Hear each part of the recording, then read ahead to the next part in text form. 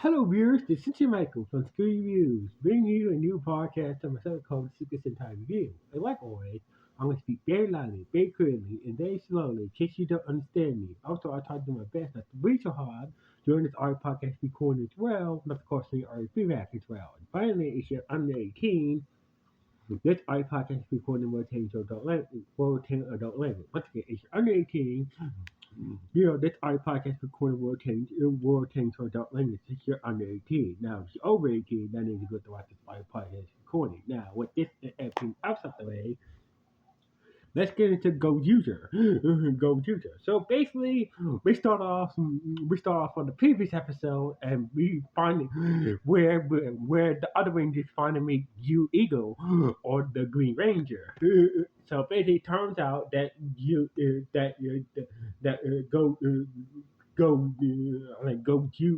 Goju Eagle is an old man, and basically he displays how he got his wing and whatnot. So basically, Goju Eagle is an old man who is a grandpa.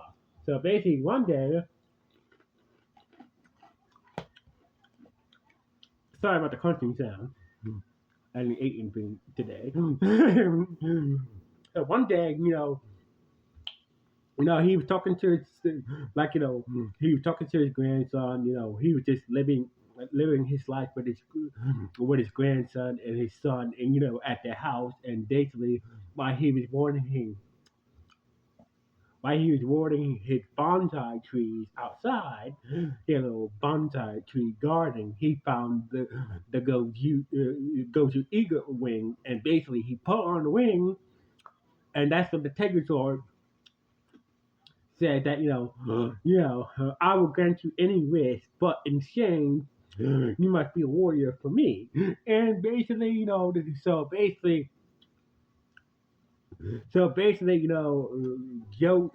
Jin, that's the name of the Green Ranger. Joe Jin wished to have a turn of youth. He can party like the young people. So basically, the Tegazord, kept his word and basically gave him his teenage body back, and basically, Jin became a young teenager again, like his grandson, Fumishin. So basically, ever since he made that deal with the Tegazord, you know, he left home ever since. But turns out there is a kind of maintenance to maintain his teenage youth body. So basically, if he gets hungry, he turns back into an old man. So basically, mm, there's a price to maintain his current teenage body and whatnot. So basically, after the other Rangers took him back to the cafe, and Joe Yin explained the situation, the deal he made with the Tegazord and whatnot, to be a ranger and whatnot. He ate supper at the cafe, and therefore he was back to his young teenage self, and basically he explained that, I had to go to school. I had to get ready to go to school. So basically, it turns out that he enrolled himself into school at the same school that his grandson goes to. Fumishin, that's his grandson. And basically, he's in the same class as his grandson as well. So basically, he couldn't use his real name. So basically, he goes by the name Kinjao. So basically, he's going by the name Kinjao now. So basically, Kinjao introduced himself to his classmates and whatnot, and basically all he wants to do is just use his young youthful body to party, and whatnot. Anyway, while that was going on, we see the bad guy basically Miss Banquet. Turns out that Miss Banquet figure out that that Leo is actually go to Leo, the Blue Ranger, and basically she got pissed off about her. So basically, Miss Banquet figure out that that Rio, Gozyu Leon, the Blue Ranger, is actually one of the actually her entity. She got pissed off that he kind of fall for him, since Rio is a pop star, like a favorite virtual pop star and whatnot. So anyway, so basically, like, but Fire Canada was kind of upset to see Miss Baker upset, and basically that's when Mr. Nice and Miss Sweetcake, like he said, don't worry, we'll hope to get revenge on that Blue Ranger, and basically. Oh, so basically, we see these two foot soldiers representing fire and ice, shows up, and basically like Mr. Nice and Miss Sweetcake saying these two foot soldiers represent fire and ice. So basically, they'll take care of those rangers. So anyway, meanwhile, back at school, it was the end of class. It was the end of the school day, and basically, one of the cool kids tried to invite Kinjao to a party, but that's what Kinjao wanted to do with his young teenage buddy to party and whatnot. But he kind of messed up the opportunity, and the cool kid decided to pass on him, invite him to a special party he was supposed to do, after school and whatnot. And basically, and that's when Kinjao walked home with his grandson from Sui. Basically, like Kinjao decided to take this opportunity, to ask him questions while ask him questions like how's your family doing, being the new kid, asking him questions and whatnot. Oh well, I live with my father and grandpa, but my grandpa disappeared recently. So basically, without any word from him. So basically, I am but I'm kind of glad that he is gone. So basically, after hearing his grandson say that he's kind of hearing his own grandson say that he's glad that his grandpa is gone. Wow, not worried about what happened to his grandpa, but it's he's glad that his grandson is glad that that he's going and whatnot.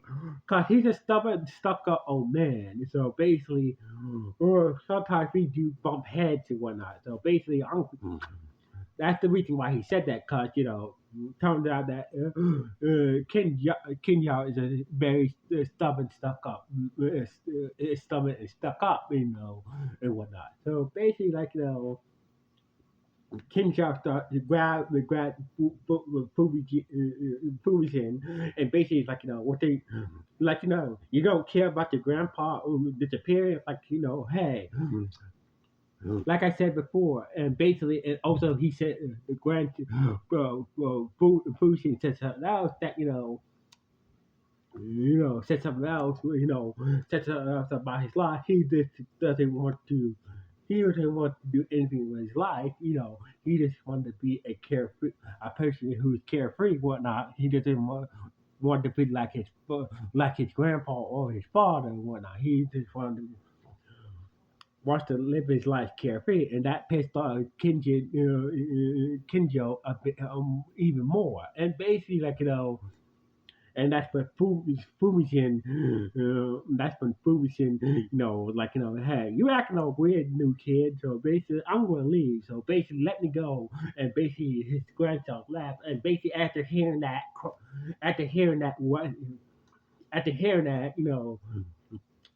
he decided to, he figured that, him being a young teenager was a big mistake, and basically he threw his ring into the water, and told, before he threw the ring in the water, he told the Tegazord, if he, the Tegazord, like you should cancel the wish that the wish contract you have with me.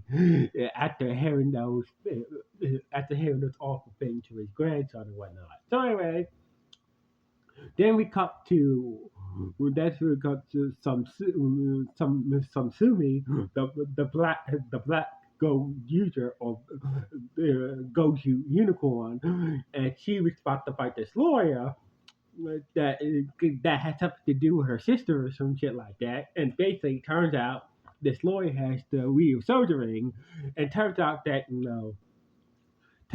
they couldn't get the actor who played Rio so red for this episode, and basically she tried to end up fighting the lawyer, but she has not yet activated her ring yet, her go user ring yet. So basically, she couldn't morph, and that's when the prime minister dude that she worked for showed up more into Dumbo Town using the power of the Timeranger ring. He was able to defeat the lawyer who is really so red, and basically took his Sentai ring, and basically the Prime Minister dude, you shouldn't do reckless things like this. You could have died. What is your family would think of you? What is your family will think of you dying for reckless reasons? And basically, some Sumi is like, yeah, you're right about that. Anyway, back at the cafe, Kinjo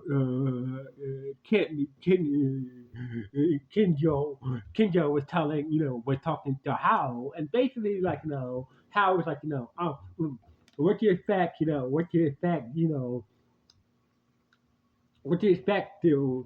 expect your grandson to say about you?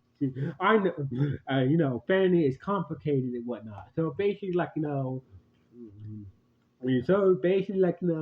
basically explain what happened at school and whatnot, and why he threw his ring in the river. So basically, in his best way, Hal was trying to cheer him up, and like, hey, you made a deal with the Tegazord. So basically, I feel like,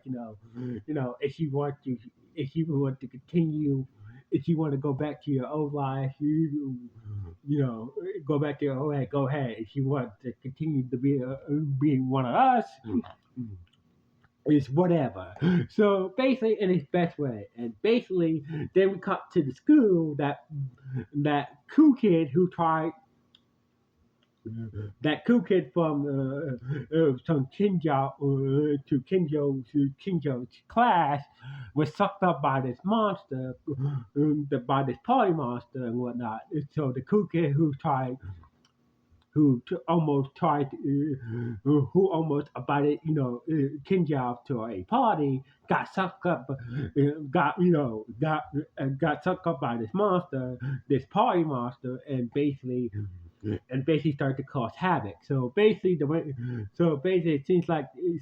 started to cause havoc and whatnot. Kim Jao accidentally bumped into his grandson from Sumi again, and basically that's when the party monster showed up and started to force people to party and whatnot. So basically the other rangers showed up on the scene, set for some Sumi, and basically before they even before they even tried to more, the monster used his powers to force everybody to party, and got sucked up into the disco ball. So basically, the party master forced all the people to party to the drop, and they got stuck. They got sucked up into the disco ball in the sky that was generated by the party master, and therefore, and also, Rio, Ryoga, and Hao got zapped by the party monster's powers, and therefore they couldn't morph into their ranger forms. But lucky for Kim Jao, he was able to dodge. He was able to avoid the party monster's powers from affecting him and his grandson. So basically, like, King Jao took his grandson to a safe place, away from the monster, and basically, like, King Jao was like, was saying sorry to his grandson, and not telling him that he is his grandpa and whatnot, and basically, and that's when and that's when Sumi was like, oh, what I told you earlier, I lied about, about what I told you earlier. I do miss my grandpa. I do want to do something in my life. But I'm too scared. I'm too scared to tell anybody what I want to do in my life. So basically, and basically so Kenji realized that him wishing to turn youth is not a bad thing and whatnot. But people might think it's silly and whatnot. So basically, whatever it is, whatever it is you want to do with your life, whatever you want to do with your life, make sure that it's okay to tell the people that you it's okay to tell your people to tell the people that love you what you want to do with your life, in your life stream and whatnot. So basically, after that little after that little prep talk from he gave his grandson, he was able to summon the Gozyu Eagle wing back on his hand and morph up into his ranger form and took down the party monster and freeing the other rangers and the people from that disco ball and from the party monster's magic, and therefore the other rangers were able to morph up and basically start that's when the two we see two giant mechas, and we see two giant robots piloted by the foot soldier fire and ice attacking the city. So basically Ryusoulger, Rio, and How want to deal with the robots while Kinja deal with the party monster. So basically Kenjo was able to free his classmate from the separate free his classmate from the party monster and end up destroying the party monster, and the crazy and as for the other rangers, they kept on switching back and forth.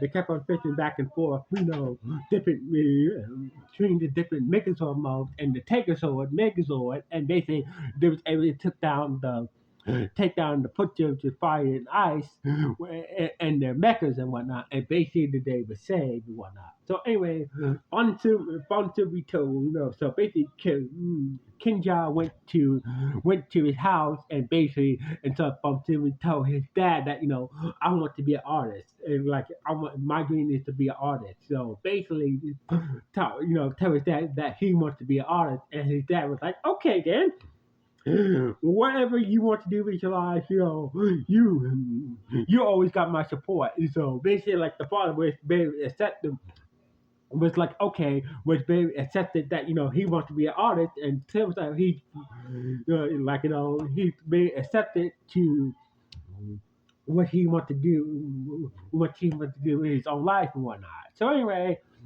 so basically, Fantumi and his father wished that their grandpa was there to see, to share in this moment. So basically, that's when Kinjao, had a letter and basically and stated, basically, had a letter and basically and gave it to them and basically said, "Oh, I found this letter in your mailbox. It looks like it's from your grandpa."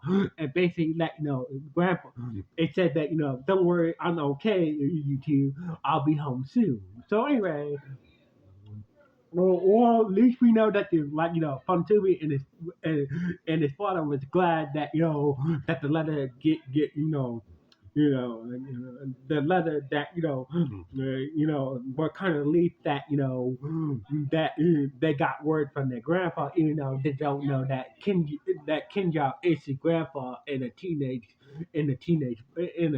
body and whatnot. So basically, they're glad they're glad that their grandpa gave them word about his, about what he's doing and whatnot. Turns out that the reason why he wanted eternal roots in the first place because of his wife on Kim Jong's wife's deathbed. She wanted him to live his life to the fullest. So basically, that's the reason why Kim Jong wished to wished to wished to be wished for eternal youth in the first place because he promised his wife to live his life to the fullest and whatnot. And basically, the episode ended with him walking away after he hugged his son and grandson, and basically she's like from Sumi was like was kind of felt like felt like he started to seems like he started to maybe he figured out that Kenya is his it suggests that maybe that Fonsumi might know that Kingdom might be his father, but kind of end on that note that Fonsumi believes that kind of maybe he knows or maybe he doesn't know that King Yao is his grandpa and a teenage father or not. So anyway, and basically, how was watching for a distance, and basically we see a picture of how we see a picture of a young Hal and his family, and basically then we cut some Subi, and we see a picture of her sister, and basically this had the episode ending on this note with Hal staring at a picture of his family, and some Sumi staring at a picture of her sister and saying that Fanny and their words were and they say in unison Fanny is everything, and basically that's how the episode ended on this note. So anyway, this was a good episode. This was a good episode. So basically, this was a good episode. But I still wish that they would have got the actors who played Rio So Red and Don Motaro, to come back to play different versions of themselves in this episode, in the previous episode. But it is what it is. So anyway, so anyway, what do you guys think about this episode? Good, bad, or just okay? Please let me know what the comments of this podcast. Anyway, signing off from 3 Reviews. 1.